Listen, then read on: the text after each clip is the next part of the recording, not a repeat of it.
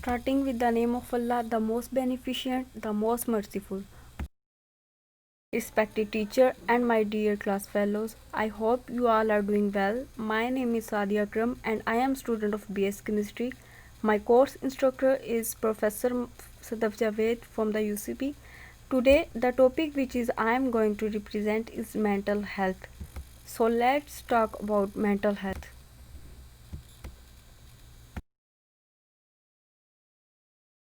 How you think, feel, and act in order to face life situation.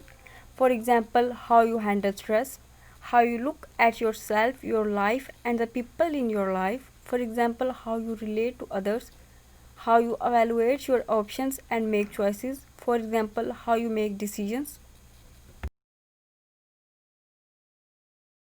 Of mental health. What you think? Thinking is cognitive component of mental health. It's important to recognize your thoughts and to determine if they are reasonable for the situation. For example, a friend invites another friend to go to a movie. Do you think that's okay? She can do that. I know we will get together another time. Or do you think she is not my friend anymore? A real friend would always invite only me. It's important how you respond to your thoughts. Do you let negative, damaging thoughts continue or do you stop them? For example, if you think you have been slighted by a friend, do you go over and over in your mind that the friend is hurtful, disloyal, uncaring? Thoughts produce feeling in us. What sensory component of mental health? Thoughts produce feelings. Thinking the same thoughts over and over in your mind will create feelings. Negative thoughts will create more negative feelings, and positive thoughts will create more positive feelings. It's important to recognize your feelings. For example, I am angry and upset. It's important to understand where these feelings are coming from. It means your thought processes and how you interpret what's happened. It's important how you respond to your feelings. I feel this way, so it's right to feel this way.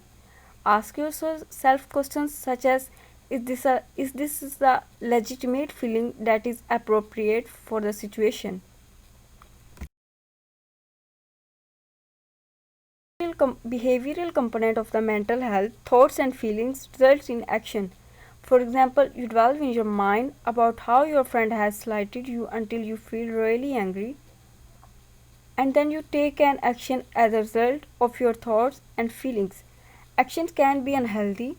For example, you could pick up the phone and yell at your friend and damage the relationship. For example, you could go out for a smoke or take a drink and hide away in your room. Actions can be healthy. For example, you could talk over your thoughts and feelings with your friend or with someone else who could help.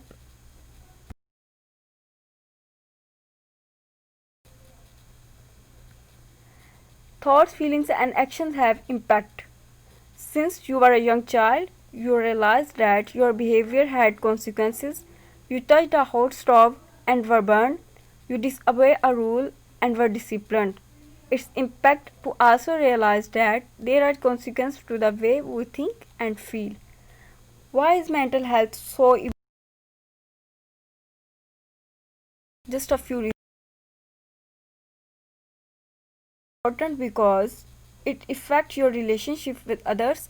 It affects how you learn, your attentiveness, your concentration, your classroom conduct, your ability to organize, your ability to communicate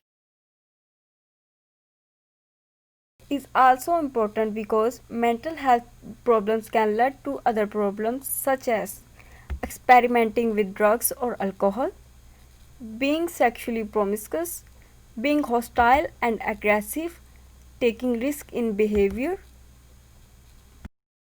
What can I do to help protect my mental health? Eat healthfully, exercise adequately, care for your health daily, take time for yourself regularly, sleep bountifully.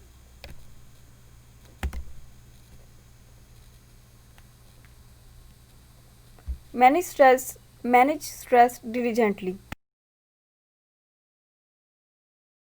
What can I do to help protect my mental health? Play, learn to do something new and fun. Know be yourself, be attuned to your thoughts and feelings. Keep a journal. Recognize when this just doesn't seem like I usually think or act. Say no sometimes. Don't overbook your schedule or your life. Make time for quiet. Turn off the cell phone. How you feel, how you act. Practice stress management and other self care strategies throughout life. Know when and where to get help.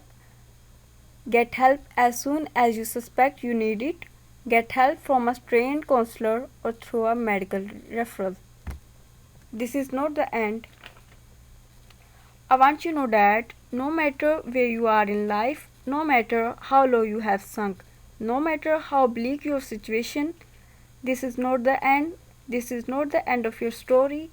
This is not the end of the chapter of your life. I know it may be hard right now, but if you just hang in there, stick it out, stay with me for a little while, you will find that this tough moment will pass, and if you are committed to using this pain, using it to build your character, finding a great meaning to the pain, you will find that in time you can turn your life around and help others going through the same struggle. So this is not the end of your story. This is not the end of chapter of your life.